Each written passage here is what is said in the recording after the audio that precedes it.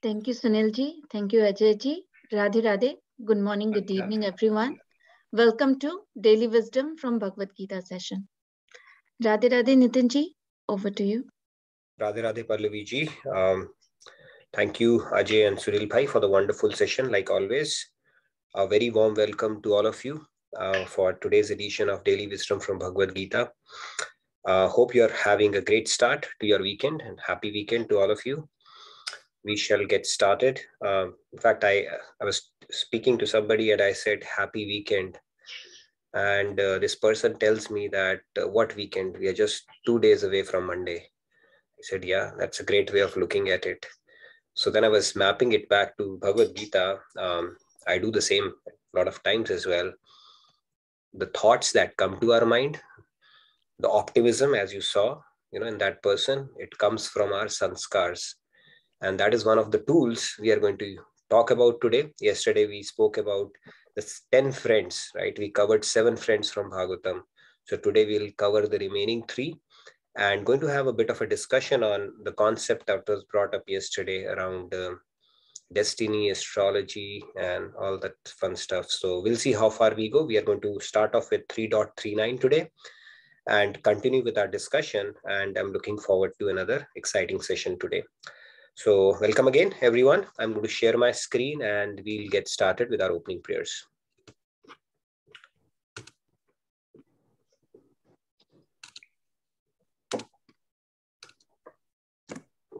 All right, Radhe Radhe, everyone. So we'll get started then. Gurur Brahma, Gurur Vishnu, Guru Devo Maheshwaraha, Guru Sakshat Parabrahma, Tasmai Shri Guruve Namaha. Vasudeva Sutam Devam Kamsachanurmardanam Devaki Paramanandam Krishnam Vande Jagadgurum Krishnam Vande Jagadgurum. Radhe Radhe, very warm welcome once again. So today we will get started with 3.39, but we will cover, because we did not cover all the 10 tools or friends that Bhagavatam is talking about. So we'll cover the remaining ones today and have a bit of a discussion and see how far we can go on 3.39 today, but we will at least get started on this one. So I'm going to recite it, and then if you think you have practiced it, feel comfortable enough, please raise your hand. We'll pick up 5 or 6 and then we'll move on. And Pallaviji, let's rotate if we see any new names, and then we will do the recitation and move forward. Yes. Avritam jnanametena jnanino nityavairina kamarupena kanteya dushpurena analena cha dushpurena analena cha. All right, let's pick up maybe 5 or 6 candidates and then we'll get started.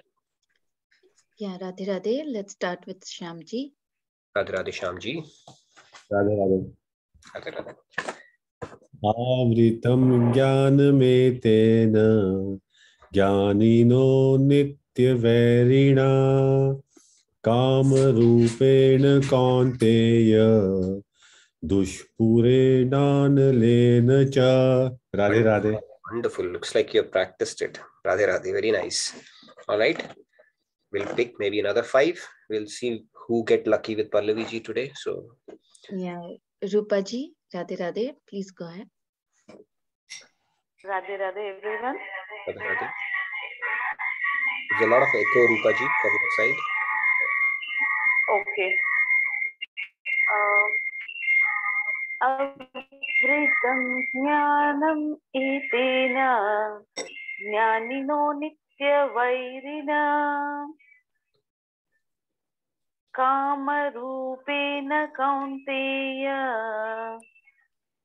दुष्पुरेण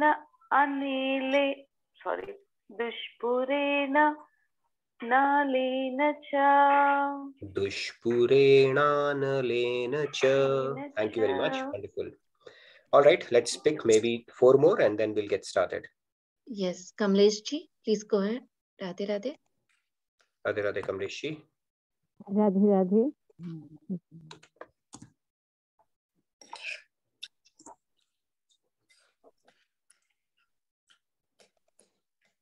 Radhe Radhe. Radhe Radhe, we can hear you. Avritam Gyane. Vritam Gyane Tena Gyanino Nityaverina Kamarupena Kaunteya.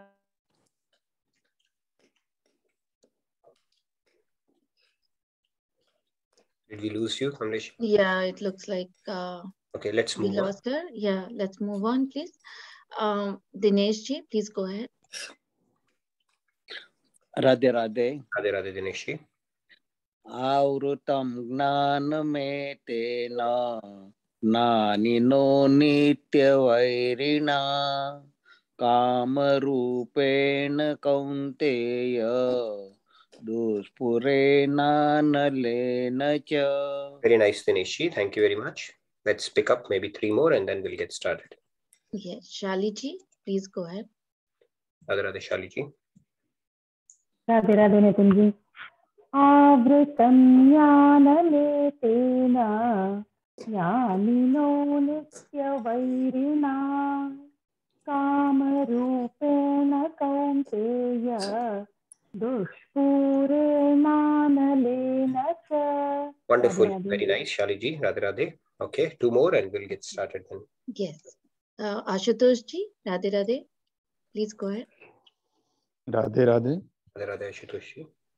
Avritam Jnanametena Jnanino Nityavairina Kamarupena Kaunteya Duspurena cha.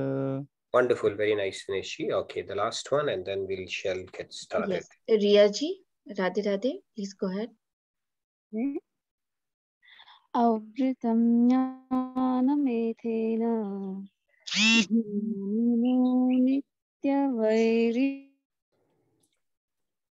Your audio is breaking, Riya ji. Maybe we can pick somebody else in Riya ji's place and then get started. Yes. Sam ji, Radhe Radhe, please go ahead. Sam ji.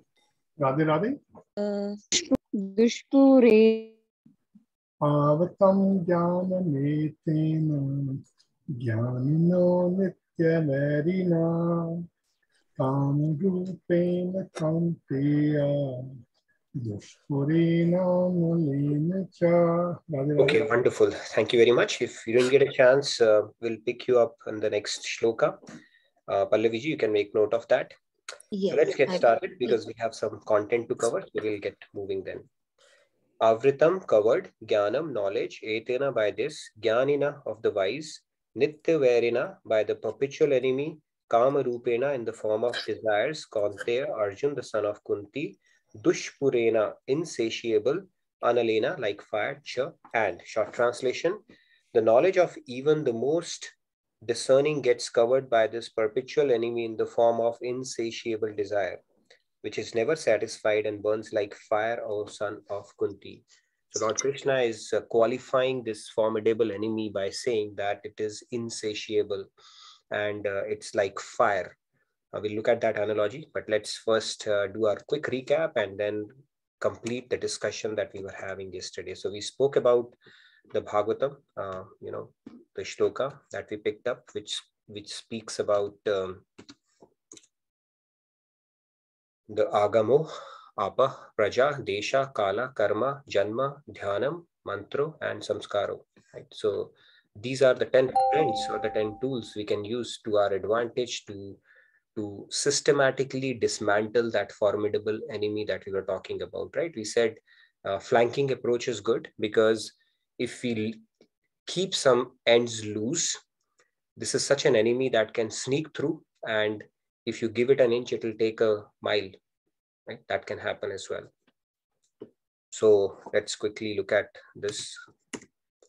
So these are the ones, the quality of the books that we read, water, air association, place, time, activities, birth, and the remaining ones, meditation, chanting, and purificatory rituals leading to samskars is what we are going to talk about today. So let's quickly look at what we started off with the book.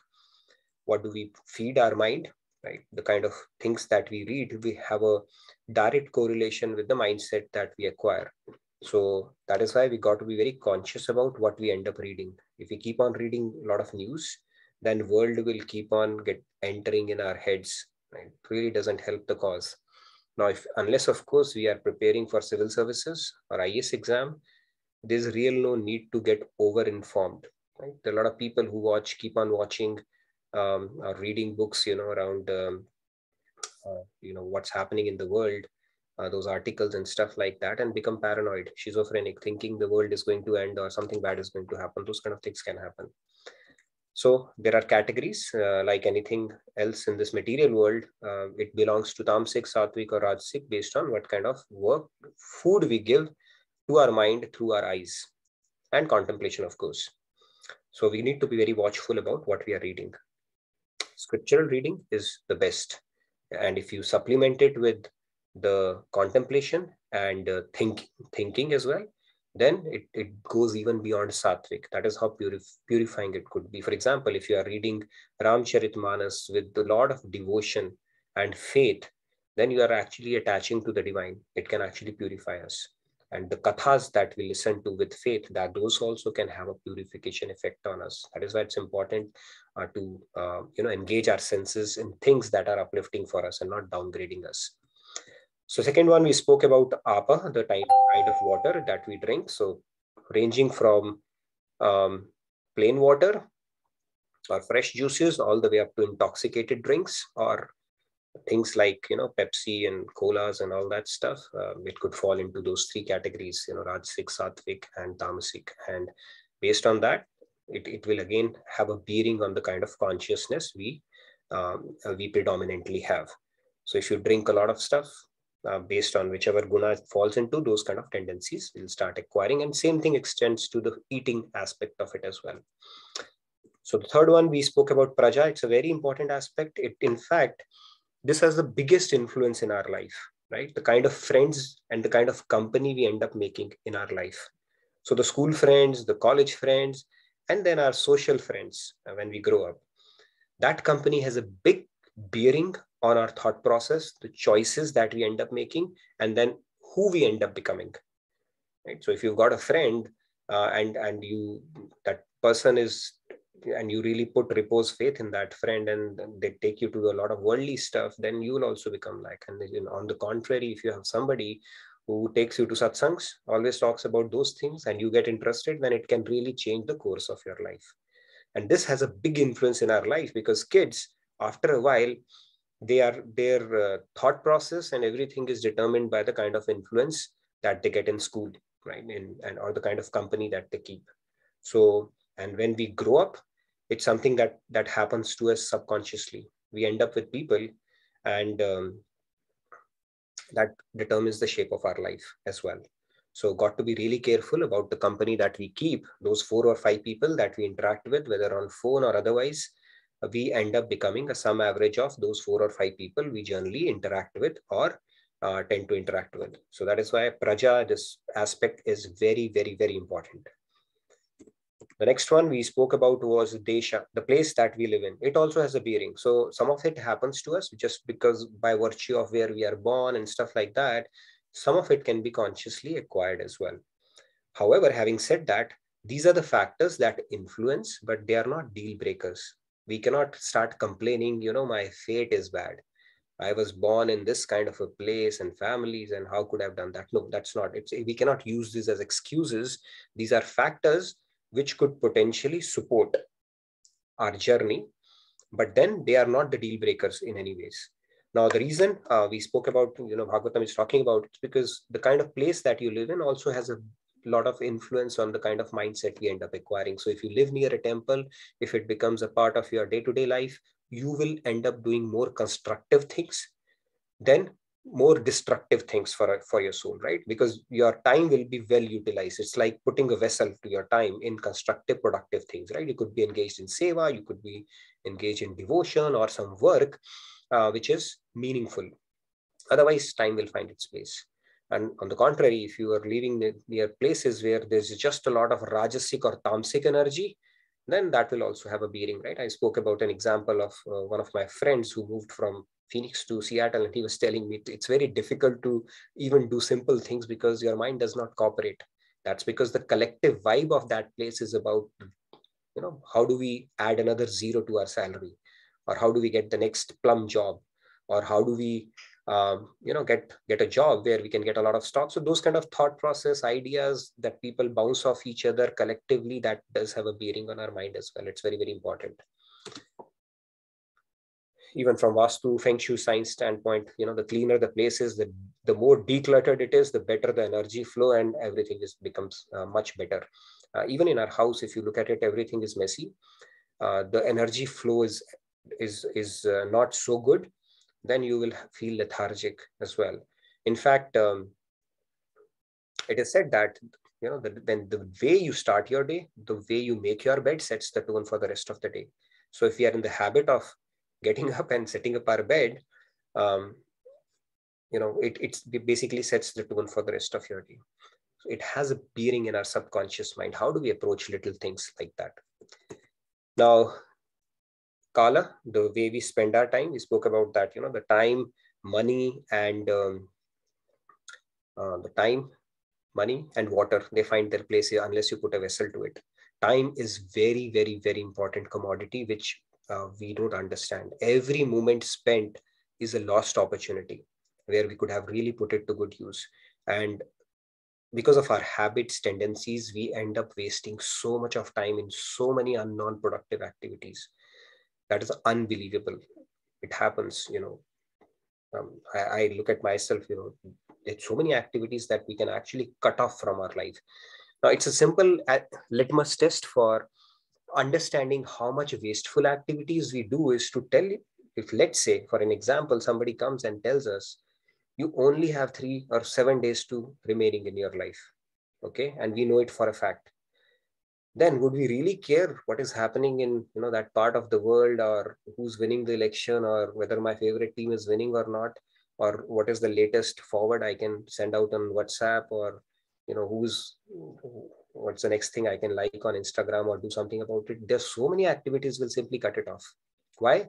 Because the now intellect understands I cannot be wasting time. This time is of paramount importance. Like Parikshit, when he came to know he has only 7 days left, he actually completed his quarter realization in those 7 days. He went to Shukadev Maharaj and said, just give me the gist of scriptures.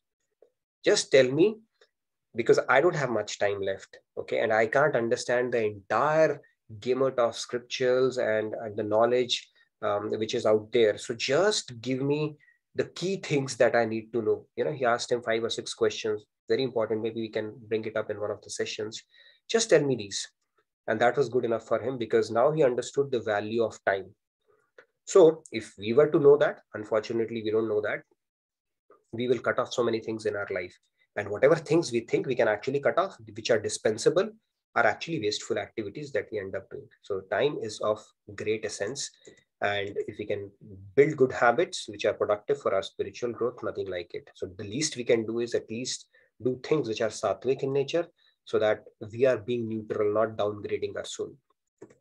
The 6th one we discussed was the karma. Obviously, that kind of activity do we do. Profession has a lot of bearing on it as well. Okay, again, end of the day, it's a mindset, the consciousness in which we operate. But then if we are not there, the kind of thing that we are doing will always have a bearing on our mind as well. So if we are engaged in activities which requires a lot of action and thinking about the world, so those kind of emotions would definitely play in our head as well, until we are at a certain level where we can rise above those. So next one that we discussed was the family that we are born in. It also has a bearing, and to some extent we influence which family we are born in the sense that our past karmas dictate that. I mean, we don't choose it in a particular life, but then what we end up getting is dictated by the kind of choices we have made in the past, and the kind of lessons we need to learn, and the kind of desires which have remained unfulfilled in us, and which we thought, if only we could have that, I would have been really happy. So God says, like an indulgent father, be my guest, I am in no hurry. I'll give you another chance. And maybe these are the kind of people you need to be with, who can need to be part of the journey that you are in this life. And these are the lessons for you. So in a way, it's dictated by our karma. It's not whimsical that, okay, accidentally we end up in situations at some family, some country, with some set of people. No, nothing is accidental. Everything is dictated by a perfect algorithm, which in turn is influenced by the kind of choices we have made in the past. And that's where we'll have a little bit of a discussion as well. So the family does have a bearing. And like I said, in Bhagavad Gita, Lord Krishna says that if you are not able to complete your journey in this life, and spirituality is something that you made a priority in your life, then I will make sure that you can continue from where you left in your next lifetime, and I will give you a family where you can continue this journey. So if you see a lot of kids who are born, they have very natural propensities to pick up things, and they have that spiritual mindset. How do you explain that? If you don't, so that is because of their past samskar, and God has arranged for it to be born at a certain place or with a certain family where they can continue with that journey. So that can happen. So the next one, now let's get on to the new ones that we did not discuss yesterday. So let's start with the eighth one. Eighth one is dhyan. What is dhyan? Dhyan is actually what we contemplate upon. So if we are contemplating upon world, right, when we become angry or we are resentful, what are we doing? It's actually kind of a meditation only, because you're bringing those thoughts to your mind. And this could really become our friend if we utilize it properly. But if we are bringing in worldly things to our mind, we are contemplating or dwelling upon those things, then that is a dhyan which is counterproductive to our spiritual growth. And what is that dhyan that we are talking about? It says that change your thoughts and you will change your world. Drishti badle to srishti badle as well, right? So thoughts have a very powerful influence on our life, right? Thoughts lead to our belief system, the value system, the actions we end up performing, the habits or mindsets we end up acquiring, and finally the person we end up becoming. That all starts with a thought. It said, right, thought by thought, we forge our destiny. And destiny is what we'll talk about a little bit today. How does it forge our destiny? What is prarabdha and all that stuff? So if you look at it, our mind generates about 60,000 to 70,000 thoughts per day, it says, and 80% of they are useless thoughts. If you meditate and start observing yourself, you'll understand how idle our mind is. Just useless thoughts. And repetitive thoughts can happen as well. And very small percentage of it is benevolent or wanting to do good to others. Those kind of, unless of course we have cultivated our mind or trained our mind, conditioned our mind with noble, beneficial, uplifting thoughts, then most of it is a waste, what our mind generates. And playing the same song again and again, that tendency happens as well. It's called a broken record syndrome, right? In olden days, that music used to play in that gramophone, and sometime it will get stuck. And when it gets stuck, it starts playing the same tune again and again and again and again. Same thing, our mind can play the same songs over and over again. You're stuck in a rut and it will keep on repeating those thoughts. And that affects our consciousness to a large degree. And if we increase the positive energy, like yesterday, Shyamji's wife, she was talking about, start filling yourself with so much of energy. If we can actually start filling in our mind with a lot of positive thoughts and make it a mindset, then it will become a fertile ground for positivity. And those thoughts that we are contemplating upon become our perpetual baggage, because those will become our samskars. And the neuroplasticity branch of science in our mind, it says that the kind of thoughts we keep on harboring repeatedly, they form certain channels. And after a while, those thoughts will come very naturally to you. You don't even have to put a lot of practice. So some people, they're always, talking depressing things. Why? Because they have repetitively practiced thinking negative things, and it becomes their mindset. And that is what basically starts defining their personality itself. So that is how powerful these thoughts are. And it is said that it's like our mind is like a garden. When we tend to our garden, we don't let the weeds grow. Similarly, when those kind of thoughts come, we have to carefully pluck them out. We don't keep on, dwelling upon those thoughts, because if you do that, like weeds, it will bring more of its own kind. Friend, family, cousins will also come along with those weeds. One negative thought will lead to another, to another, to another. Like a pack of noodles, your mind will become a clutter. So we got to carefully weed it out. Right? It's like surfing a wave. When you go into a sea beach, you're not, so many waves come, but you're not obligated to surf each and every one. You can pick and choose. This wave I want to ride because I can manage it, but this wave I choose to reject. Similarly, every thought that comes to your mind, we are not obligated. It's not a compulsion for us to actually ride that. And how will that come? Only when we carefully, watchfully, mindfully observe it. We don't just let it happen to us, because end of the day, it's our mind. And it is something that we need to tend to very carefully and responsibly, because if we don't do that, it becomes a permanent baggage for us that we'll have to unload later on. Why to create more burden for ourselves right down the line? So if we keep that, we'll be very careful about the kind of thoughts we start harboring in our minds. Furthermore, building on this topic itself, now all the mindful practices, if you look at it all over the world, it's based on watching yourself. Sakshi Bhav, as they call it. Sakshi Bhav means we need to have a witness consciousness about what's happening in our mind. That's one part of it. That is one of the tools in the path of devotion. In Gyan Marg, this is the tool. Having that Sakshi Bhav, read yourself like a book. Read your mind like a book. However, in Bhakti or devotion path, this is one of the many tools.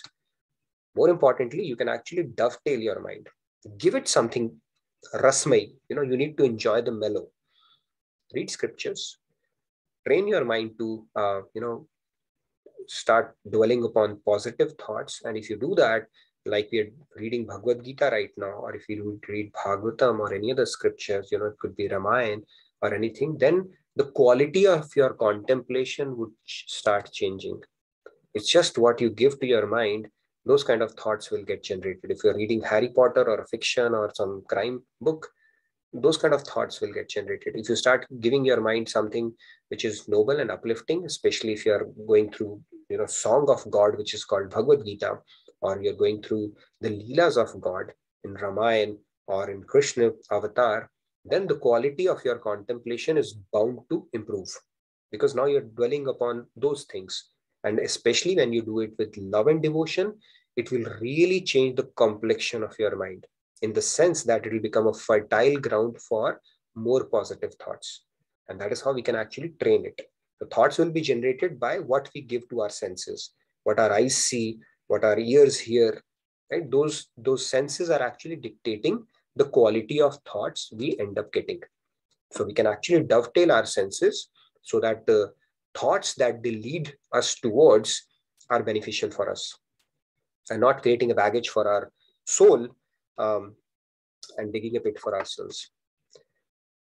Swamiji also says our thoughts turn into words, which turn into action sooner or later. So it all starts with the thought. Whatever action we end up performing, it starts with the thought. No action, every action is preceded by a thought. You cannot say, I didn't think and just perform the action. No, there is a thought that keeps. So we need to keep an eye, got to be watchful, mindful, very cautious about the thoughts we are letting in our mind, because those are going to dictate our actions, our sanskars, which in turn would become our prarabdha for the future life. So it all has a ripple effect. So it's not just a thought came and, it's a done deal. No, it has a big game plan, which unfolds because of that. One thought, repetitive thought, mindset, habit, action, sanskars, prarabdha, more of it. So it all starts with a thought only. So like I think Winston Churchill said that the responsibility of greatness falls upon each and every thought, thought of that our mind generates. So basically, the greatness is not an act that happens overnight. It is a repetitive choice of choosing greater, noble, uplifting, and higher thoughts. That is how we acquire greatness. And if we continue to choose worldly, mundane, and non-beneficial thoughts, greatness is a different thing. But the bigger problem is they will become our sanskars, and it is a very, very difficult thing to carry. Right? It's like somebody is born with some kind of a physical handicap. It can become a disadvantage, right? So it's kind of a handicap we are creating for ourselves if we have invested time in building a lot of negative sanskars, because we'll have to undo it sooner or later. It's not a matter of if, it's a matter of when, because we have to unload that baggage. Otherwise, it will keep troubling us in different forms. Let's continue. Again, continuing this discussion on dhyan. So when we do a dhyan of a person, so the way it works is we start acquiring the qualities of that person. Okay, that is why another reason why we should not harbor resentment towards somebody, especially if that person is negative. Why? Because now what you are doing is you're doing a dhyan of that person. Now, Kans, Ravan did the same. They had a lot of negativity towards Lord Krishna. And then for Ravan, it was towards Lord Ram. So much of negativity that in everything they would think about him, God only. Is Krishna coming here? Is Krishna coming, from this direction? Is he going to kill me? So all the time he was contemplating about that. But now that is more of an exception. These people are not ordinary people, right? If you go to Bhagavatam, we'll understand that people who take upon those avatars and take upon a role of a villain, right? Like Prem Chopra or somebody takes up a role of a villain, they are not ordinary souls. People whom God chooses to kill through his own hands, they are very special souls. So for them, this strategy of having a negative sentiment toward God can work, not for ordinary souls like us. So for us, what happens usually is we start harboring resentment about worldly people whom we don't like. Now think about it, the principle, if you're actually bringing them to your mind, right? That means you're contemplating or meditating upon them. And the rule of this universe is that whatever you contemplate or meditate upon, you end up acquiring the properties of that particular person or object.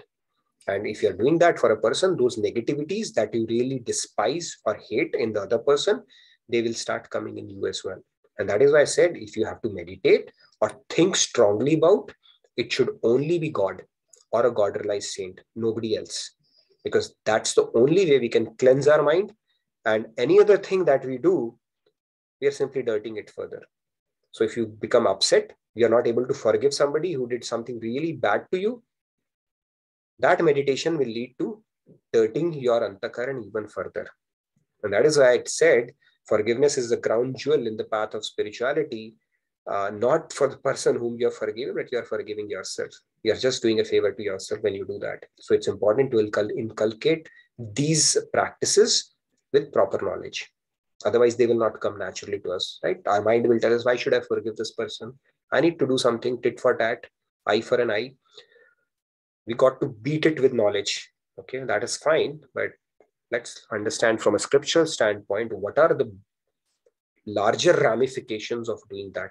We are doing harm to ourselves and nobody else.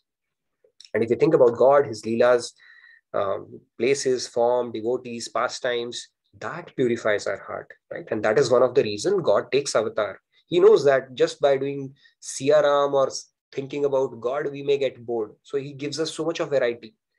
All right. In his pastimes, Leela, there's so many, variety he has given us to think about him, because our mind likes variety. Variety is the spice of life, right? We say. So anything that he said, all right, no problem at all. You think about my stories, my pastimes, anything you contemplate on my message in Bhagavad Gita, talk about it, tell it to your friends, discuss that. All that will purify you. But if you bring in worldly topics, then it will not have the cleansing effect that our antakaran needs. And if you think about Bollywood actors, wow, how wonderful that person looks, right? It looks amazing. That leader is pretty amazing. So dynamic this guy is, Elon Musk, and then all these people, Bill Gates and all that is fine. We may get impressed from a professional standpoint. We may aspire to become like that, very dynamic. But then if you start emulating them and start contemplating, wow, what wonderful, and idolizing them in our head, it's not perfect either, right? So we will start acquiring their qualities as well, and their imperfections as well. And nobody's perfect in this world, as you can see, right? If you read news, you'll understand what I mean. So you may be emulating a leader, but the other day you might be smoking a marijuana, right? You never know. So that is how dangerous it is when we start getting very deeply impressed by worldly people, no matter who it is. It could be a Nobel laureate, it could be a super successful CEO, whoever it is. It will still imperfect, and they will still delve in the space of tamasic, rajasic, and maybe sometimes sattvic as well. So greed, lust, all those things will still remain as your perpetual enemies. Really not helpful. That is the power of thoughts that we generate. And the more we think about violent things, like I said, crime patrol, anything dark stories and conspiracy theories, and your mind will get into a spin, right? You will keep doubting everything. And Lord Krishna says faith is a very important ingredient on this path. Right? Without faith, you cannot move anything. And if you become a sanshyaatmak, skeptical person about everything, just because you have seen so many detective serials, movies, and stuff like that, then Krishna says that, and I think in 4.40, that person will neither have peace in this life, not in life thereafter. So it's very important to inculcate positivity and faith in life. Without that, we cannot go really far. Even in science, if you look at it, faith is needed, right? In mathematics, we used to say, let us assume this, right? We start with a hypothesis, and then we do observations around that hypothesis, and then either it is proved or disapproved, right? And spirituality is no different. You first understand the principle, practice it, see the results for yourself, and that way you get the proof. Proof is in the pudding. So it's important to develop faith and positive thoughts. It is very, very, very important. So let's move on. And the worst thing to our negative thoughts, which is that the friend that we carry always mobile. I think we should have some time to lock it up. So dhyan, the contemplation, it's a big distractor, especially if you have allocated some time for sadhana, just leave it out. Okay, that is one of the practical tools I can give you around that, because it's a big distractor, and we don't even realize when we end up becoming, it's called type 2 personalities, where the moment you hear a buzz, your mind says, hey, I got to check it, something has happened. Not really needed. So anyways, so now let's get into the next part, which is called mantras. It is a very important one. So mantra is the type of mantras we do. If we chant demonic mantras, and we can cultivate tamasic qualities. In fact, there are mantras, you can do the siddhi of that mantra as well. You can acquire tamasic qualities, which is not good. I mean, you can go to hell for that. Our scriptures tell us that. But those mantras do have power, and a lot of people do those tamasic siddhis as well. It is quite possible. It is a very, it's a very well-defined process in our scriptures if you want to do that. But that doesn't help us spiritually. So that is in tamasic. Bollywood and all that stuff, if you do that, it's more about rajasic. It will make us more passionate about worldly things, money and other things. It does not bring in sattvic qualities. If shloka mantras, if you do in Vedas, they bring sattvic mode in us. And the best of all is if you chant Radhe Radhe like we do, Hare Krishna, Siya Ram, Ram Ram, with remembrance is the key here. You are actually attaching to Shuddha Sattva in that case. So when you do that lovingly, it may start off as a mechanical practice to begin with, but if you start doing it lovingly, you don't have to recite big, complicated shlokas. In fact, in Kali Yuga, it is said that, when you recite some shlokas, Vedic scripture, Vedic shlokas, the desh, kal, drav, and time, all that has swar, everything has to be perfect. So if you simply recite God's name with devotion and remembrance, that is all is needed. And you can carry out that experiment for 10 days. I'm telling you, you will feel that, that peace and bliss, it will start flowing in. So when you do that, that itself can become a great companion of us, because now we are filling in the voids and spaces in our day, which would otherwise be taken up by things which are highly non-productive. So start filling it with God's name, with remembrance, with loving devotion, and it will give you an immense pleasure from within. It will become a strength for you. Clarity of thought. It will start removing the tamas. Your sleep would start getting regulated. Your diet, all these things start happening automatically, but we just got to prioritize that. So it could be anything, your Ishtadev, and you start doing that, and it is very, very, very powerful tool. Remembrance is the key, but if you want to get started, could be a mechanical exercise to begin with, but remembrance is the key here. It is called Shuddha Sattva, which goes even beyond Sattva. Now, the last but not the least is samskar that we talk about. It's a conditioning or training we get from our elders at home, school, hostel, etc. The good qualities we want to have in our loved ones, especially people we marry or the children we bring about. We talk about samskars. That person is very samskari and this and that. What are these samskars?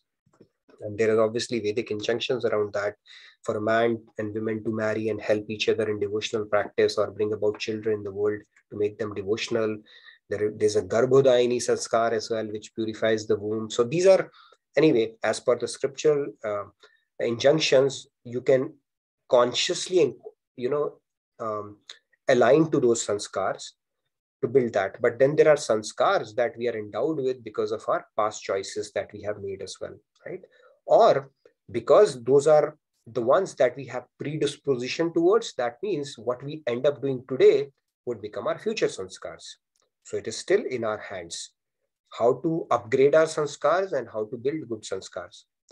So let's look at this concept. Our choices, if you look at it, stop from birth to death.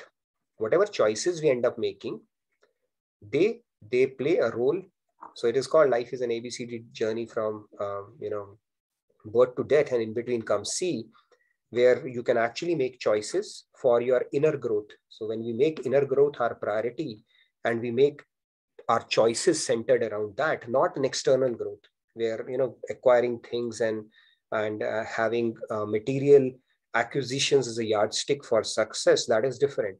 But when we make inner growth as our priority, and our choices are governed, dictated, or influenced by that, then obviously we end up building sanskars which are very, very beneficial, uplifting sanskars.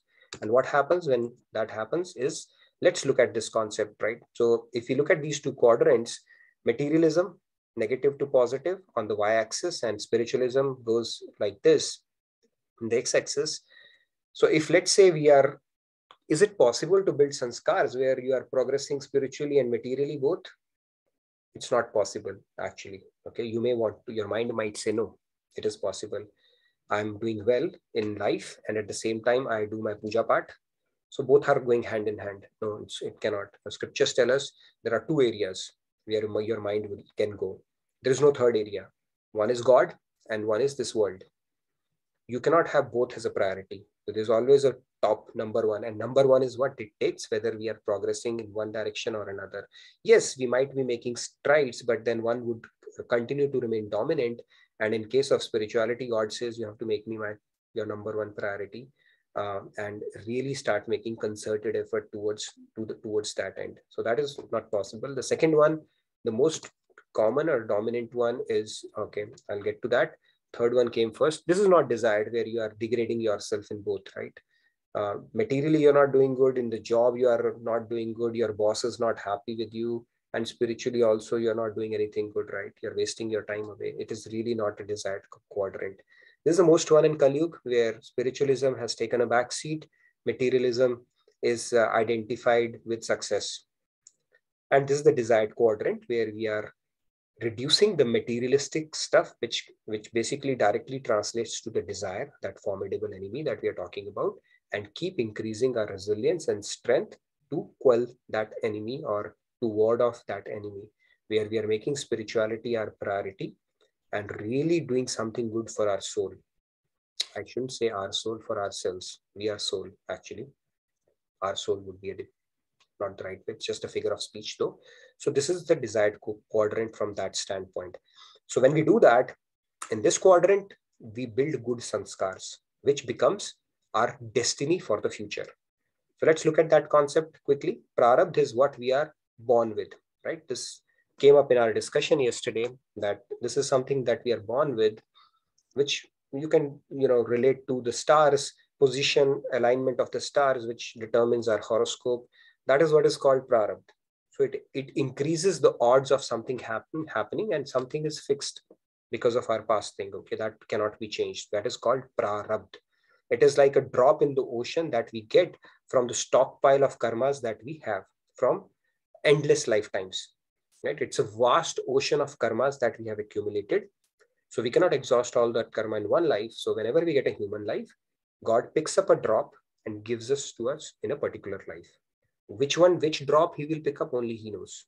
Okay, it's a perfect algorithm that he has. That is called prarabdha. So this, and then the second one is called kriyaman. Kriyaman is something that, which the ability to do purusharth, where you can actually, you have a free will and you can make choices in life, right? ABCD, we saw that from birth to death, we have an ability to make choices in life. That determines our kriyaman, something that we can focus on and do, which is there in our hand, which is called kriyaman. So if you look at it, prarabdha, actually this zone is, we are born with non-negotiable zone. We just have to deal with it. Okay. It's one of those things that we have to deal with it, but we will never come to know whether it is because of our prarabdha or is it because of our kriyaman. Okay, that is the beauty of it. Otherwise, we have a very ready-made excuse for everything. You know, it was in my prarabdha, so it happens. We will never come to know about it, right? Even if in case of diseases, like somebody brought up yesterday, that concept of diabetes, Sister Shivani, stuff that I think probably Sivaji spoke about. There are two kinds of diseases. One is called karmaj, other one is called doshaj. Doshaj is the one we are born with. It's prarabdha. Karmaj is the one, because of our choices in our current lifetime, we have to bear that fruit. If we have a sedentary lifestyle, we eat a lot of fried stuff and laze around, a lot of sugar, but we will never come to know whether it was karmaj or doshaj. So that is why God says you focus on the purusharth, the kriyaman aspect of it, without worrying too much about your stars. Okay. So this is a non-negotiable zone anyways, and we have to bear it in our lives regardless. Now on the kriyaman side, it's a negotiable zone because it's dictated by your free will. You can change a lot of stuff, and you can actually build your sanskar. So prarabdha is something you're born with. You will have certain natural tendencies towards something, but that doesn't mean you are stuck. Because of free will, you can actually override that. You can transcend your tamasic gunas to become rajasic, rajasic to become sattvic, and sattvic to become gunatit as well. So that choice is always given to us by God. We are not in an autopilot mode just because of our prarabdha or our sanskars. We can override it and we can transcend those as well. Through the kriyaman, which is negotiable, it's determined by our free will and hard work. And what we end up doing in kriyaman becomes our future prarabdha. Our future prarabdha is not born out of thin air. It is born out of the choices that we have made in the past. It's a pretty straightforward principle. Past kriyaman we did becomes our present prarabdha. The present kriyaman becomes our future prarabdha. It's as simple as that. So what we end up getting in life is, it's a combination or a function of both of these. The result of our action is basically somewhere in between. So we'll come back to this discussion. So if prarabdha is fixed, is there a point in focusing on self-effort? Yes. One of the common misconceptions related to Hinduism or Sanatan Dharma, I would say, is that they are fatalists, destiny-driven, rely on purely on destiny. No, that it has to be understood very clearly. What our scriptures tell us is that, yes, there is a component, prarabdha is there, but that doesn't mean you are stuck with that. You resign to your fate. What you have in your hand is what one needs to focus on, which is called purusharth, which is dictated by our free will, and free will is a symptom of our soul. That is how it goes. And the free will will be put to good use in accordance with the dictates of our scriptures or injunctions of our scriptures only if we have armed our intellect with proper knowledge. So this is how the cycle goes. So your kriyaman would result in a good prarabdha in future only if your intellect has activated a knowledge which is a proper knowledge and not an erroneous knowledge. It is not a knowledge which has happened accidentally to us through our elders, relatives, or that one wise uncle that we have in our family, or Google, or somewhere, or one of your friends that you really put a lot of faith in. No, that could be erroneous knowledge. But if that knowledge is coming from scriptures, told by your guru, and reiterated by multiple saints, and most importantly, if you have practiced it and you have seen results, then it is a perfect knowledge. Otherwise, it's a treacherous path. So let's move on. It's like a game of cards. Like I brought in that example yesterday. Prarabdha, let's look at this game of cards here. So, one person has gotten a wonderful card. So he's got 3 kings in his hand, or maybe trail or whatever. And the other person didn't get good cards. Now, this person is, can win or lose based on how he plays. And similarly, this person can also win or lose on how he plays. So the hand that was dealt to both of them is prarabdha. It was fixed. They can't do anything about it once the hand is dealt. But then after that, how they end up playing with that is very much in their hands. So you can win with bad cards, or you can lose with good cards. As we see in so many stories and examples like Thomas Alva Edison, there's Abraham Lincoln, Nelson Mandela, and even Mahatma Gandhi for that matter. So many examples are there. Life completely ridden with hardships and so many unfavorable factors, and still they ended up making a beautiful life. Helen Keller, that lady who could not see and all. Which brings us to the question, can we do something about the cards that we are dealt with? Is it guaranteed that we'll win if we have good cards? What is truly in our hands, and what will be a beneficial attitude to harbor in such kind of a situation? Because we spoke about the concept of samskars as the last tool, and that is a very, very, very powerful tool. The samskars that we see, the ones that we are endowed with because of our past, we cannot change that. However, what is in our hand is our kriyaman, and that is where we're having this discussion. Can we do something about the cards that we are dealt with? Of course not. Is it guaranteed that we will win if we have the good cards? Let's hear from participants. And what is truly in our hands, and what will be a beneficial attitude in such a situation? And there's one more question I put in, so you can pick up anyone. Is there a point in focusing on self-effort at all when we are born with a prarabdha? All right, let's get the discussion going.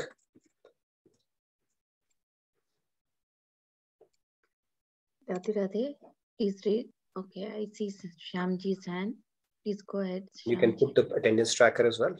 Others can start filling in. And if you have any announcements, Pallavi, maybe after a couple of participants, we can do those as well. Definitely.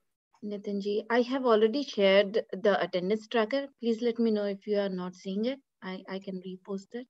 Sure. Yes. Radhe Radhe bhai. Radhe Radhe, Shyamji. Just want to ask one thing. On yesterday, Palin asked me the same question. If we have our everything fixed, why do we work the way we work? So I would like you to just throw some light on this. Everything fixed means what? Yeah, our kismat is already fixed. No? We know what we are born with. Part of it is fixed. Part of So it is he fixed. was asking me, why do we work the way we work? Why do we should work then? जब सब कुछ पहले से तय है, सब कुछ नहीं है, वही मैं कह रहा हूँ. It's not. So if you go back, let's go back to the previous I showed you. Yeah. If you look at this equation, right, in physics, they used to say vectors. One vector is a prarabdha vector, the other one is a kriyaman. What we end up getting is a resultant. It's not that everything is fixed through prarabdha alone. In fact, it is said that God probably keeps these 6 things fixed.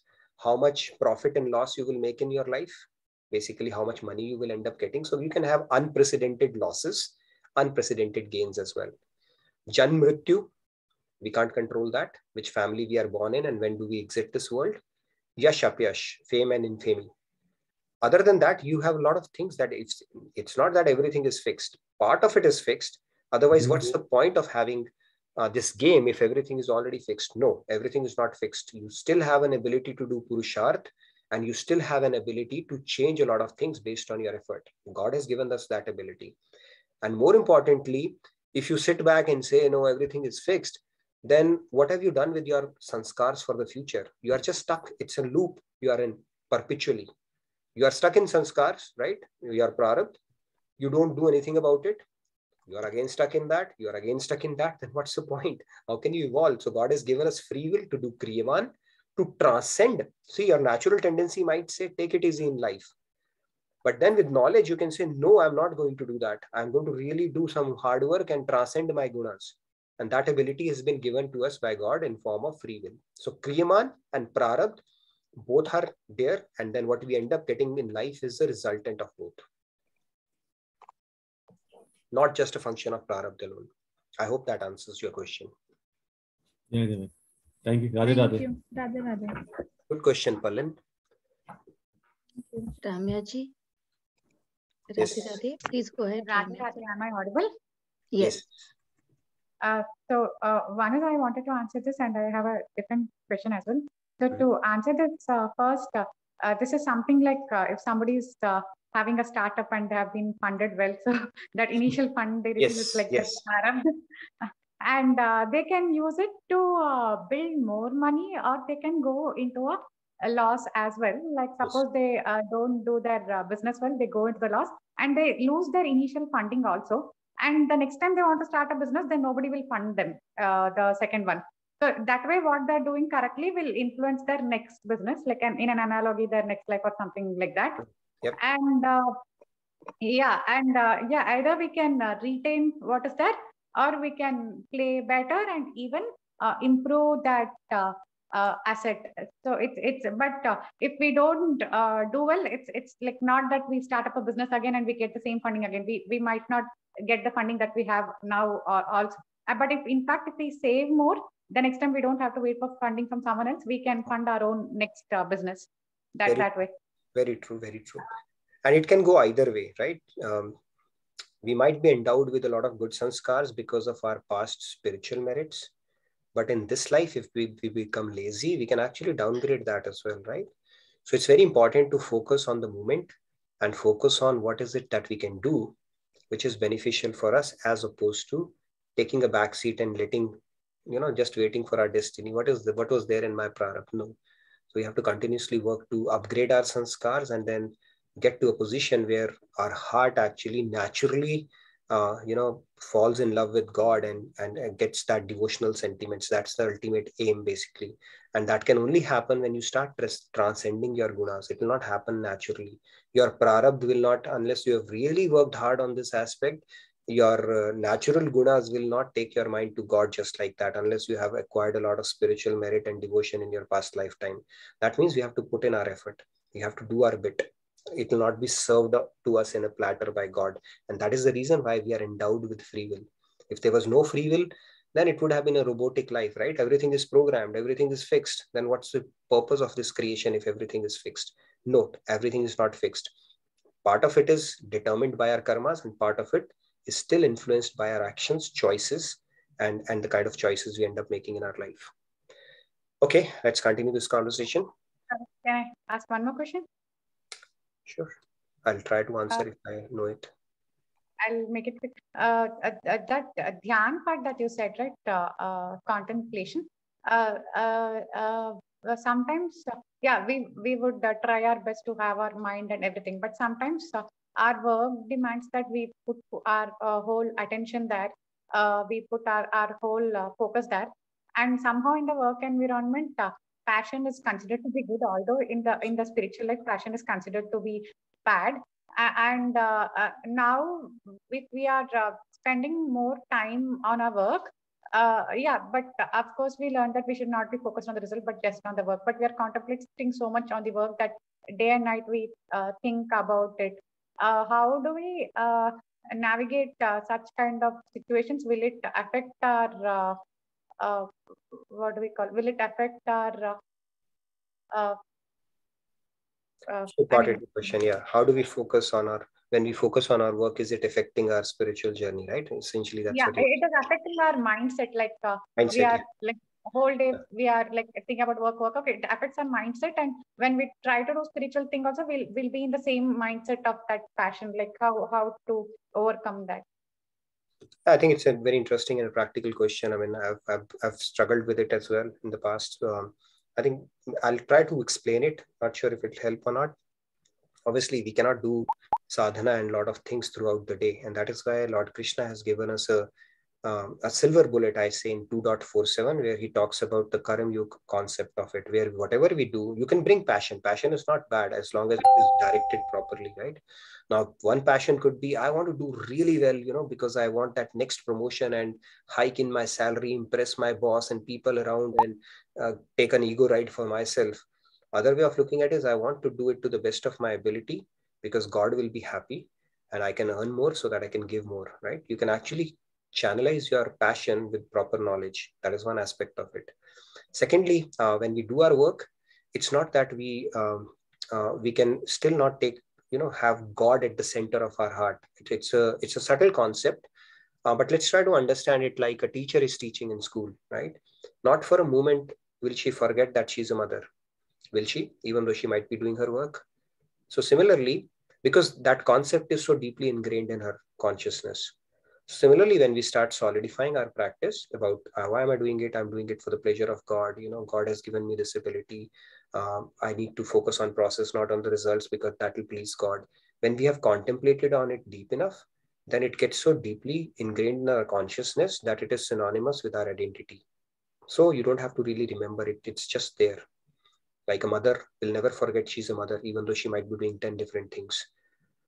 Hopefully that answers a little bit, but I think both can go hand in hand. Arjun fought the entire war, which requires super specialized skills, right?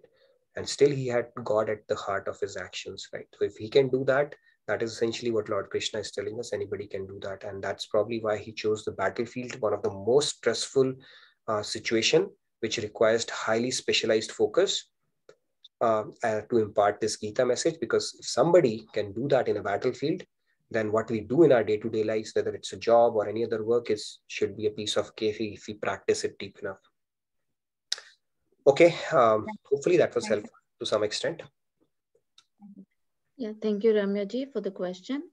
Nitin ji, can I please take a quick moment for the announcement? Sure, please. Thank you. So everyone, please fill in the attendance tracker. It is posted in the chat window. Also, the special featured upcoming event is about the Makar Sankranti event, which is on January 14th. The information about the link to register is already posted in the chat window. And then there is Jagat Guruttam Divas coming up. For that, information is also posted in the chat window. Please let me share the details about the event. Lohri and Makar Sankranti celebration is on Thursday, January 13th, and that will be in the temple, Radha Krishna temple, as well as we can watch live celebrations. And Jagat Guruttam Divas is on Friday, January 14th, 6:30 p.m. onwards. And we can definitely participate in person and virtually from the comfort of our homes. Wonderful. Look forward to that. Thank you, Pallaviji, for the announcement. So we do have like everything available virtual these days. And Jagat Guruttam Divas, we'll do a special session on the role of a mentor in our spiritual journey. So thank you again. Any other announcements, Pallaviji? We'll look forward for that. Thank you, Nitinji. That's it from my side. Apart from that, I have shared the community portal link as well in the chat window if someone is looking for it. Yeah, please join that because I post materials there and there are a lot of good discussion threads that go on, as well as I try to upload some of the videos which go, people or participants are more interested in. So I try to upload some videos from time to time as well of the session. So do get in that portal as well and take benefit from it as well. Quite a few hands, so we can do a real... Quite a few hand raised. There's a lot of... 1 minute each. Yeah, please. Thank you. We can go ahead. Padma ji. Radhe Radhe. Radhe Radhe, Padma ji. This is how I see it. Of course, with our conditioned mind, we have this tendency to say, hey, if everything has been already written, why I have to struggle? Which is a natural tendency. But I think the perception, if we change the perception, the destiny, whatever the destiny that we want to dictate for ourselves. It should be a conscious willingness of where you want to go and willingness to adopt a change and wanting to change. Again, since we are talking about self, it's like instead of surrendering to thinking that this is, especially in Indian, not in Indian, in South Indian, we use this word, if anything happens, always it is prefixed by saying this is your karma. If bad happens, they prefix and say it all happened because of your karma. But when we really live the life, we see that if you surrender to that mindset that everything is our karma, it comes with the right knowledge to say it is a mindset. It is a mindset to think that everything is our karma, but the willpower is in your hand. So I think what we really need to surrender is to our future, which we're willing to change. That is number one. And surrender to the possibility that we can become something tomorrow with our willpower. And the last thing that I want to say is when you have that real conviction, the revelation, whatever the revelation or the grace or the strength that you're seeking in that moment will come, and it will meet you where you are, wherever you are in that space and time. And with that confusion, that's where he will come and meet you. Wonderful. Right. Our sankalpas go a long way, and we should focus on changing our future as opposed to getting stuck in that thought that this is my karma and this is my fate. Great point, Padmaji. Beautifully explained, articulated. Thank you very much. And I'm sure you'll expound on it further on the portal. So thank you. Thank you, Padmaji. Anishji, Radhe Radhe. Please Radhe go Radhe, ahead. Anishji. Radhe Radhe, Nitinji. Nitinji, quick question. Where does the grace of God fall in the graph of Kriyaman and Prarabdha, and do atheists also get grace of God? And if we love God more, do we get more grace? Great question. Yes. So the regular grace of God is there for everyone, right? God, regardless of who we are or what we do, we still get water, air, and everything that is we need actually to sustain ourselves on this earth, right? So that regular grace is available to everyone. Even Ravan and Kans had that, right? If God wanted, he could have made his air poisonous or water poisonous. So no. So that is available to everybody. Now, what we can do is maybe I can bring in the concept of surrender. We have not refreshed it for a while. So the concept of surrender is there. I think we should refresh it probably next Tuesday. So the special grace of God is directly proportional to the amount of surrender you have done. If you are this much surrender, this much grace, you do this much surrender. If you want this much grace, you do this much surrender. Okay. That is directly proportional to the amount of surrender that you do. The more you try to think that I control things, or take control of things, the more God takes a backseat. It's just like a newly born baby who's completely ashrit or dependent on the mother. Does he have to have a lot of abilities to eat food or take care of his day-to-day stuff? No. Mother is doing everything. So that is complete grace because complete surrender is there. When the baby starts growing up, they said, no, mom, I can eat myself. So mom said, all right, I'll take a backseat. And then when they become teenager, they put a board in front of their room, no admission without permission. So mother said, all right, let me take another backseat. And when they really grow up, they say, hey, by the way, I know better than you. So mom says, all right, same thing happens with God. Our ego does not edging God out, does not let us avail the grace which is abundantly and freely available to us. We says, no, I am something, I'll do it. So God says, all right, that's fine. You have tied my hands. I'm fine with that. So it is directly proportional to surrender. And what is surrender? There are 6 principles to it. Okay, we'll discuss that in the Tuesday session. So that grace comes in from that. And obviously, you will surrender to somebody whom you love. How would you just start surrendering to somebody? When we are actually in love with somebody, we surrender to them. So all these concepts are interrelated. So yes, God's grace is directly proportional to the amount of surrender we do. And those 6 principles of surrender we'll refresh again in our Tuesday session. Let's do that. Hope I answered part of your question at least. Beautifully explained, Nitinji. We can move ahead. Rupaji. Yes, Rupaji. Yeah, please go ahead. Radhe Radhe, everyone. I think everyone's answers and questions, whatever I wanted to speak, is all done. But you can say ditto, Rupaji. No. The thing is, actually, maybe as per my perception, like what I see, the example of the cards game you said, right? So, as whatever the cards are dealt with, we can win as per we play. In the same way, whatever our prarabdha or previous karma is till now, in whatever age you are, but later, I mean, from now, if you start playing it in a good way when compared to the cards game, like thinking good thoughts, or bringing the positivity in your life, or practicing the spirituality and all, we can win in a right path with the spirituality and devotion. That's my feeling. Yes. Whether if I'm wrong, just no, that's beautiful. Actually, we can actually utilize our prarabdha also to actually progress in life. In fact, prarabdha is not a punishment meted out to us. We shouldn't look at it that way. Even God arranges for a prarabdha based on our ability and capacity. Okay, the tests are given based on the quality of the student. So the prarabdha actually is something, obviously we have to bear our karmas. That's how the game has been designed. But it is not something beyond our reach where we cannot utilize our prarabdha to catapult our spiritual journey, as long as we have the right knowledge. So that is how it has been designed. It's not a punishment that we have to go through. It's actually an opportunity to go even further. That is how one needs to look at it, even further. There are people who are born blind. Helen Keller's story, maybe I can bring it up. How beautiful she made her life. On the other hand, Elvis Presley, who had everything in his life, he died because he couldn't get any kick out of his life after he turned 25, 30, because he had tasted fame, name, everything. And he said there is no fun in life anymore. Jim Morrison, he was such a great star and singer. He finished his life despite having everything in life. On the other hand, people who have been physically challenged, they saw life as a beautiful poem, and they made such a good thing out of it. So prarabdha cannot be, we cannot put it as an excuse for anything.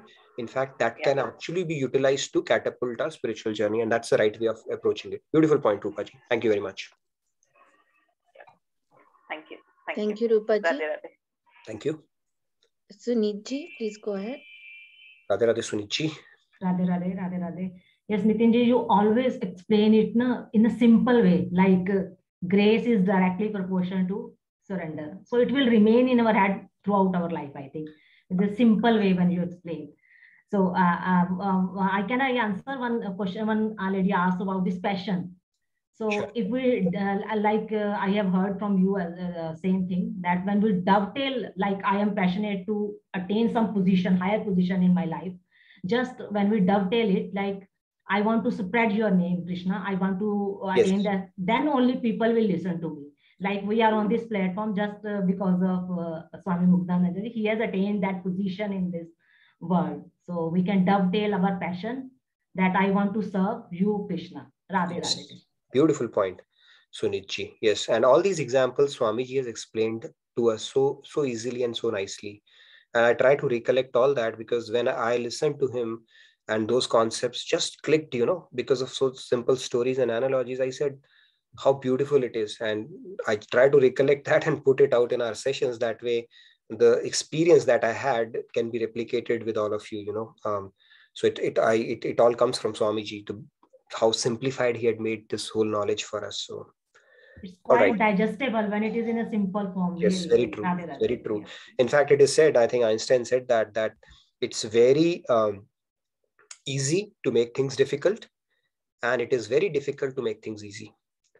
So only person who can make things easy is somebody who has reached a certain level of realization. Otherwise, it's very easy for us to make things very confusing and, big concepts and something good, but not able to understand.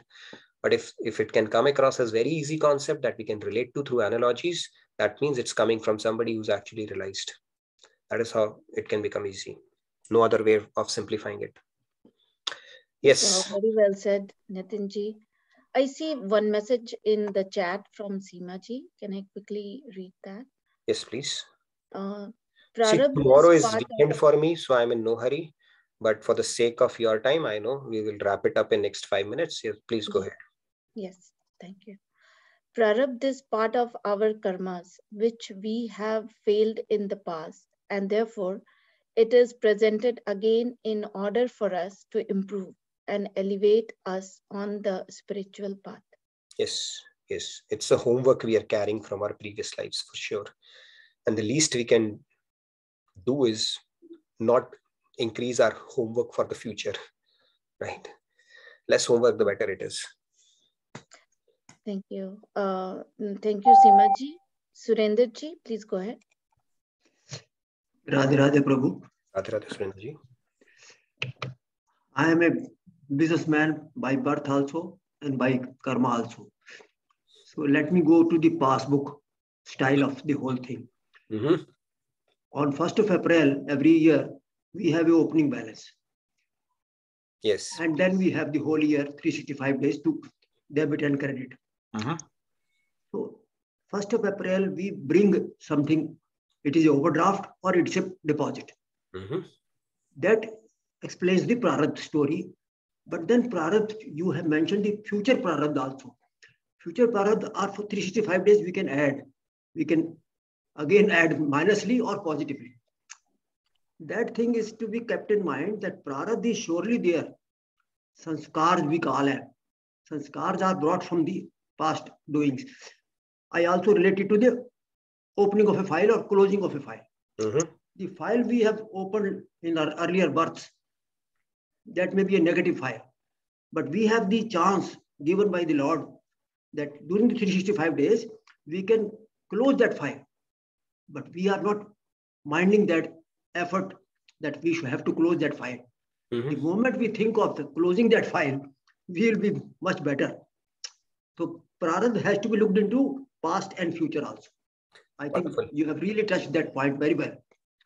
Great way of relating it to accounting, credits, debits. Probably I'll bring in the concept of unearned revenue as well. But yeah, it's a great way of looking at it and making the concept stick. Beautifully articulated, Surendraji. Loved it. When you said Because of your encouragement. Yeah, it was very nice. When you said 1st April, I thought you're going to talk about something else, but spoke about Thank you very much. We are all fooled by the past. 31st March, we are fooled on 1st April. Yeah. We have to be careful that we are not fooled by the past. Yep, very true. Thank you so much, Surendraji. Thank you, Surendraji. Radhe Radhe.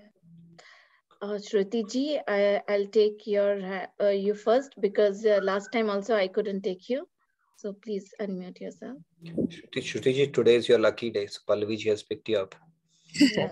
Thank you so much, Pallavi. It's all right. It's perfectly all right. I decided with everyone anyway.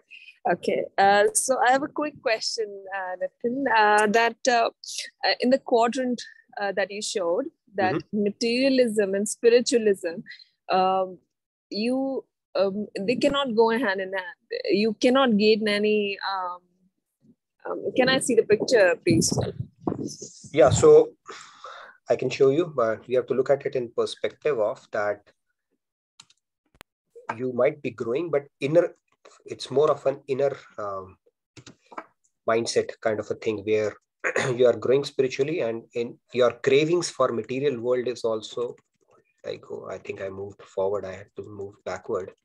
Mm-hmm. So your cravings for material world are also increasing, and your craving for this is the one. That is what it means actually. But yes, you could be becoming successful materially while your focus is spirituality. That can happen, but then internally, you cannot say that I want more of world and I want more of God. That cannot happen together. But aren't we here for like experiencing the world? To enjoy, we can enjoy the world because we are here for a reason. Enjoy the world. We're not here just to keep God in, just to go back home. We are here for a reason. We are here to enjoy the world, to get the experience of the earth. So if we are doing materially good and spiritually we are keeping God in mind and not attached ourselves to God, the results, then isn't it possible that we can have both? Your material desires will diminish over time because you are giving it something much better and much higher and much sweeter. That's what I'm saying. So we are not, see, this whole concept of we are here to enjoy the world It has to be looked at in perspective. Okay, God is the supreme enjoyer. Our enjoyment lies in developing a consciousness that we are doing it for the pleasure of God. That was the whole concept of Karma Yoga. Because we think we are the enjoyers, that is where this whole problem starts. That enjoyment you will never get. It's in serving you receive. Okay, it's like hand serving the stomach and it automatically gets what it needs. But if hand cuts itself from the stomach and says, I am here for my own enjoyment, why should I serve? Hand will not be able to sustain. It will always have a feeling of something is missing. And over time, it will start growing weak. So that concept is all about spirituality. We have to flip that model. We think we are here for enjoyment, for bhog. Bhog leads to rog. We are here for yoga. When we do more of yoga, we'll get more of what we are actually needing, what we are truly craving for. So this is the whole concept. This whole concept of, Charvak philosophy is there, where khao piyo jio ash karo karza karke ghee piyo types. That's not the right way of looking at life. Okay, that is what we have been doing, and that is why we are stuck here. So yes, there is no harm in seeking bliss, but you need to change the direction so that that bliss is truly a bliss which is rewarding for our soul and takes us closer to our goal. Otherwise, we can keep repeating in this 8.4 million tourism, right? There's absolutely no escape out of it. So hand and stomach, you can remember hand and stomach always. When you think you are an enjoyer, what you are saying is, I'm not going to serve the stomach. I'm going to live on my own. It's not going to work out. Okay. The constitutional position of hand or the part is to serve the whole. And when you serve the whole with that consciousness, you automatically get what you need. But when you think I'm just going to do it on my own, it's not going to take you too far. And that is the principle of scriptures. That's what saints say as well. Hopefully, I answered part of your question. Yeah, that's good. And the weather here is very nice in Palampur. Oh, you are in Palampur right now? Yeah. Palampur, where? Kayakal? It's no, not Kayakal. It's I don't know if you know, but it's in Butel's hotel. Oh, Butel's, Newgale. Yeah. Oh. It's Infinity. They have this property.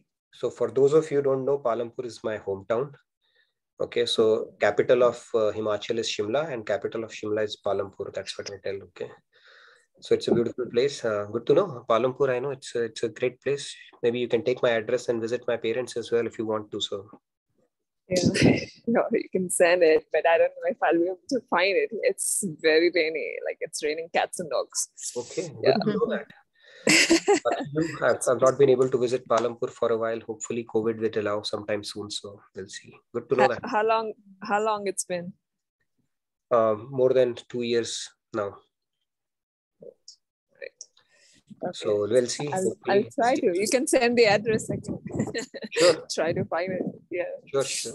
That's good to know. Thank you so much. Enjoy your time there. Enjoy the weather, Shrutiji. Nitinji, sorry, there is still hand raised and my laptop battery is running low. So okay, you feel free to drop off, Pallavi. Feel free to drop off and you can stop the recording. I can probably take a few more questions and then I'll drop off. I can close the session. Yeah, I hope I do not lose, or I'll just unmute Milindji and then I can go and run and get the power cord for myself. Sure. Let's do it quickly and wrap it up. I know it's getting close to 10:30 here as well. Okay. Radhe Nitinji, this is Maran here. Yeah, because you mentioned about different aspects of karma, I have a very fundamental question that lot of children are born in poverty. A lot of people, I think, sometimes I see suffer. And children are next to God. So, what explains that kind of suffering where they are born in poverty, they are malnourished, and a lot of them don't survive? Is this because of their prarabdha karma? And even if that is the case, then why such an extreme punishment? I've not been able to understand this for many, many years. Yeah, no, it's very difficult to make sense of it, especially when you see so much of misery in this world. Now, that's the design of the world itself, right? It's like our own calling as well. I cannot go out and say it's past because the karma, but I can tell you purely from a scriptural standpoint why there is like Brahmaji was asked, what will be the injunction for people in this material world, and for people who are in celestial abodes, and then for people who are in hellish abodes. He said, the. And what does the? The first the is for the celestial abodes, which is called dam. Dam means exercise restraint. They have so much of luxury, so much of bhog opportunities that they are not able to restrict themselves. Think of it, you are an Indra and you have access to the most opulent things, Kamdhenu cow, all the apsaras and all the things that people think, wonderful, this is what I crave for.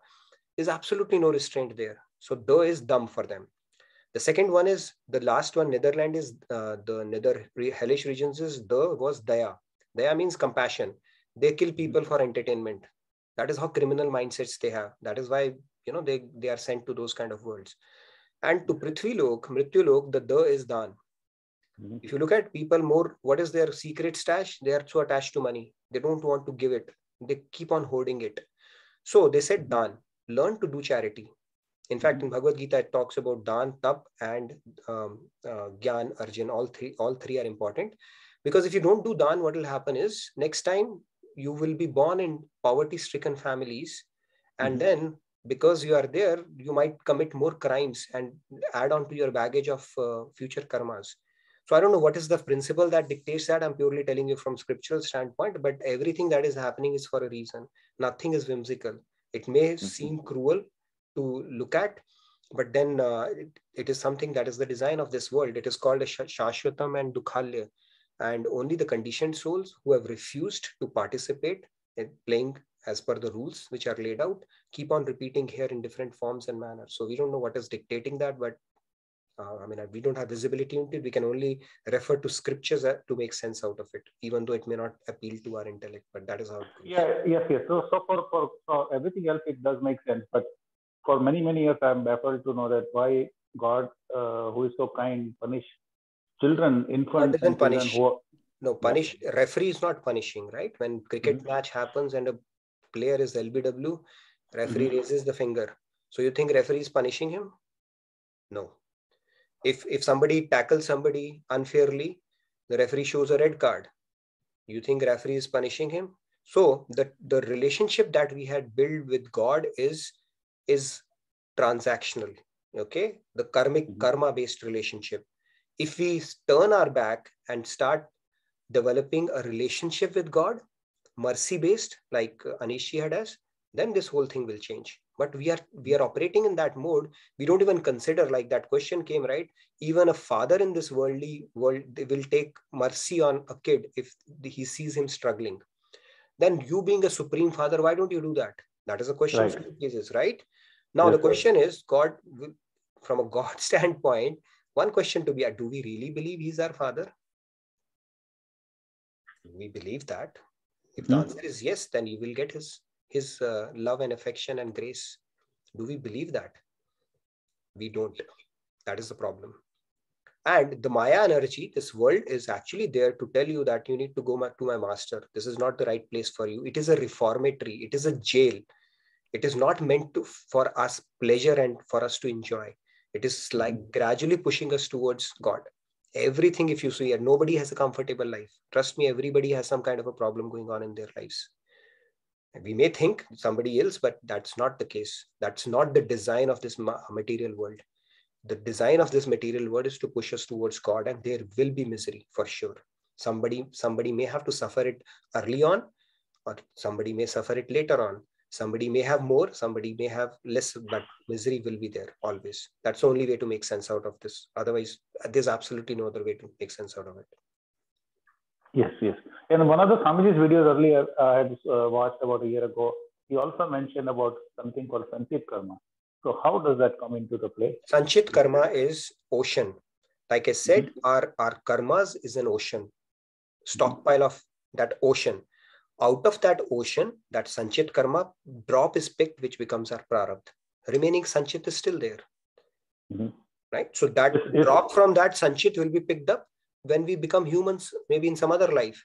So statistically, we can never exhaust our Sanchit Karma. But Krishna says in Bhagavad Gita that if you completely surrender to me, right, then Sarva papebhyo, I'm going to burn all the stockpiles of your sanchit karma. That is his huge mercy.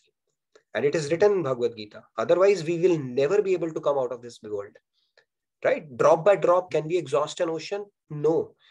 Because we will continue to add more drops because we do karmic, things.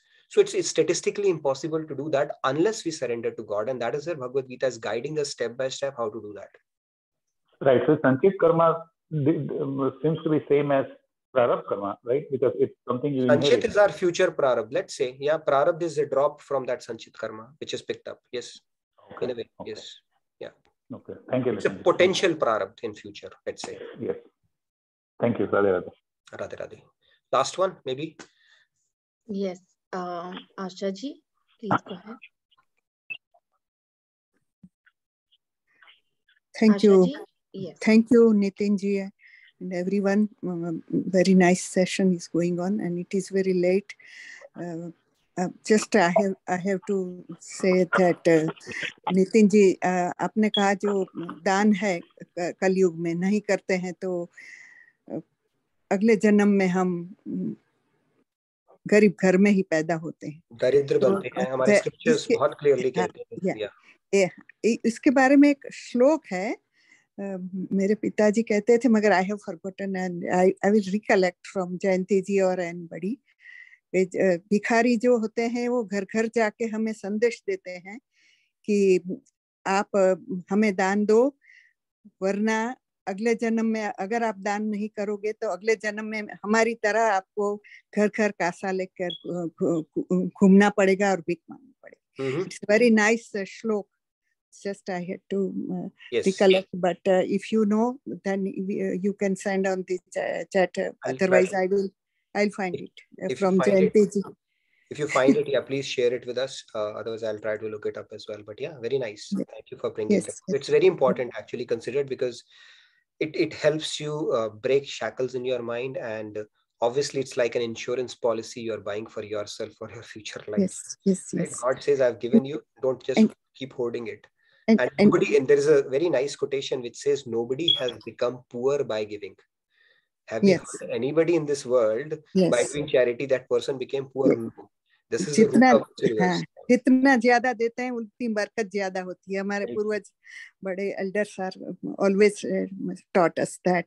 Very and I thank you so much for the nice session, extraordinary knowledge, and my best wishes are always with you. My blessings, hearty blessings. Asha ji. Where are you joining us from, Asha ji? New Jersey, Monroe. Okay. Good to hear from you. Look forward to hearing more from you. And thank you so much. Thank you very much for that. Okay, last one, Padma ji, you have the closing words, and then I think Pallavi ji's battery has cooperated.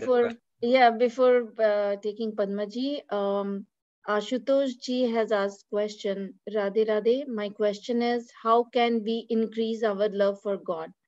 Now, what I am doing is as a duty. Want to do it because of love. Jane binu hoye na partiti, binu partiti na hoye priti. That is from Ramayana. It says that without knowledge, you will not have faith, and without faith, you will not have love. So we will discuss this topic. You will develop love with something that you find of value. That is how our human minds are. It's just when we don't attach value to something, we don't love it. Okay. If you find a stone lying on a road, you have no love for it. But if somebody tells you, hey, it could be a precious stone, a slight love has developed. You take it to a jeweler, you say, no, it's one of the precious stones, more love has developed. Now you start keeping it very safe. Somebody says it's the most precious stone. You have hit a jackpot, $10 billion. Now your love has swelled. So we don't understand the value of God. We don't have that faith, and that is why we don't have love. So with knowledge, we have to systematically develop more faith, and devotion will automatically follow. That is how our minds are wired. So we just need to keep arming ourselves with the right knowledge, contemplate on it, increase our faith, and love would be a natural consequence of it. Wow, very well said. Hope Ashutosh ji, your question is answered. Now Padma ji, thank you for waiting. Please go ahead. Thank you for taking me again today. I wanted to say these two things. Nitinji was actually also emphasizing the same thing. Just the example that you have shared, Nitinji, which is, example where good cards and bad cards, right? A very bad hand.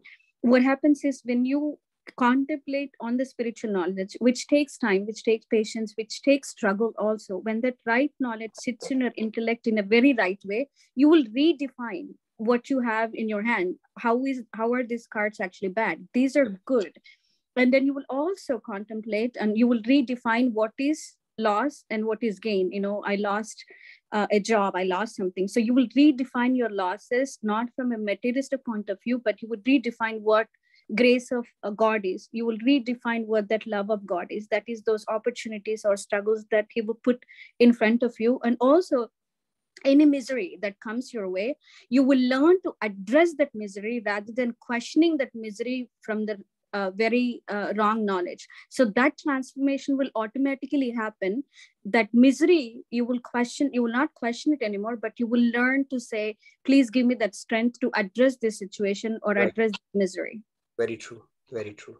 Your perspective changes about everything, right? Even the stereotypes that we normally associate to things and situations around you, start challenging those, and you build more constructive perspective around it. So great point, Padmaji, like always. Wonderful. I know this is probably the longest sessions, maybe close to the previous longest session that we have had. So thank you, Pallaviji. I know it's East Coast for you. I wish you everybody a very happy weekend and look forward to seeing you next week. We can do the closing prayers now. Yeah. And I would request if more of you can turn off your screen, it will be even better. And I really thank Rupaji, Shyamji, Sunitji and Samji, and Padmaji, Surendraji, who from time to time, and Shruti as well today, Ashutoshji, turn on your videos, helps build a little more personal interaction. So that always helps. Let's do our closing prayers. Om Sarve Bhavantu Sukhinaha, Sarve Santu Niramaya, Sarve Bhadrani Pashyantu, Ma Kaschit Dukh Bhag Bhavet. Om Shanti Shanti Shanti. Thank you, everyone. Radhe Radhe. Have a wonderful weekend and a great rest of your day. I look forward to seeing you next week. Yeah, thank you, everyone. Thank you, Nitinji. Awesome session. Thank you, everyone. Have a great day. Have a wonderful evening. Thank you, everybody. Radhe Radhe.